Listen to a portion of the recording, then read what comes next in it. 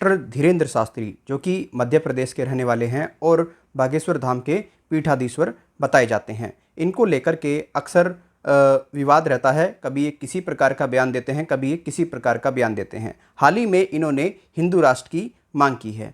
हिंदू राष्ट्र की जब से इन्होंने मांग की है, आपने देखा होगा कुछ बीजेपी के नेता जो हैं इनके आसपास मंडरा रहे हैं। एग्जाम्पल के लिए जब ये बिहार गए थे तो आपने देखा मनोज तिवारी इनके यहाँ पर अवेलेबल थे, इनके साथ अवेलेबल थे, इवन इनके ड्राइवर बने हुए थे। तो कांग्रेस इसको लेकर के काफ़ी टिप्पणी करती रहती है। काफ़ी कांग्रेस के कुछ नेता हैं, उनके कुछ अलग अलग व्यूज़ रहते हैं। आपको मैं बताना चाहूँगा, मध्य प्रदेश जो है पूरे तरीके से हिंदुत्व का लेबोरेटरी माना जाता है हाल ही में कुछ दिनों से। आपको मैं बताना चाहूँगा, जो कांग्रेस है अब जो नेता हैं उनके साथ में नज़र आ रहे हैं बागेश्वर धाम के जो बाबा हैं धीरेंद्र शास्त्री के साथ में। अभी कमलनाथ जी उनके साथ में नजर आए, वो पूरे तरीके से कथा वगैरह करा रहे हैं। तो आपने देखा होगा धीरेंद्र शास्त्री आपकी शक्ल देख करके ही एक पर्चे पर आपका भविष्य, आपका पास्ट, आपका वर्तमान टाइप कर देते हैं। अब इन पॉलिटिकल पार्टीज़ को भी ऐसा लग रहा है कि हम धीरेंद्र शास्त्री का ही सहारा क्यों ना लें, क्यों ना इनको अपने साथ मिलाएं। अब कांग्रेस पूरे तरीके से इसमें लगी हुई है। जो व्यक्ति कह रहे हैं, मैं नहीं कह रहा, क्योंकि कांग्रेस के जो कमलनाथ हैं, जो नेता हैं, उनके कुछ इस प्रकार के ही बयान सामने निकल करके आ रहे हैं, उनके बयानों के आधार पर ही।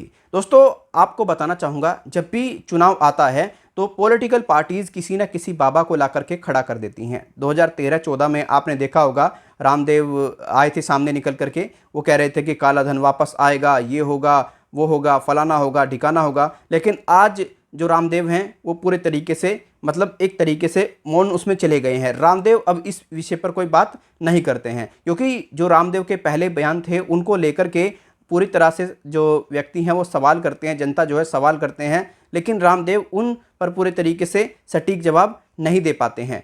बाबा धीरेंद्र शास्त्री अब क्या बीजेपी का साथ देंगे, या फिर अब बाबा धीरेंद्र शास्त्री बीजेपी का साथ छोड़ करके कांग्रेस का साथ देंगे? आप इस सब पर क्या कहते हैं? मेरा तो ये कहना है कि बाबा क्या करेंगे। अगर कोई भी पॉलिटिकल पार्टी जब चुनाव लड़ती है, चुनाव आते हैं, आप किसी हिंदू राष्ट्रीय के नाम पर या फिर किसी हिंदू मुसलमान के नाम पर कोई किसी पॉलिटिकल पार्टी को वोट ना दें। आप अगर वोट देना चाहते हैं, आप चाहते हैं कि आपका देश तरक्की करे, आप चाहते हैं आपके देश में जो ये बेरोजगार व्यक्ति हैं इनको सरकारी नौकरी मिले, आप चाहते हैं देश से बेरोजगारी दूर हो, तो आप उसी पार्टी को वोट दें जो बेरोजगारी दूर करने की बात करती हो, जो जनता को नौकरी देने की बात करती हो, जो आज जनता के रियल इशू हैं उन पर बात करती हो। अगर रियल इशू आपकी कोई पॉलिटिकल पार्टी सुनेगी तो आपको काफ़ी अच्छा खासा फायदा होगा, बेनिफिट होगा। लेकिन इस तरीके से हिंदू राष्ट्र की मांग करने वालों से कोई फायदा मुझे नहीं लगता होगा। बाबा क्या है वो क्या नहीं है, मैं इस बारे में कुछ नहीं कहना चाहूँगा।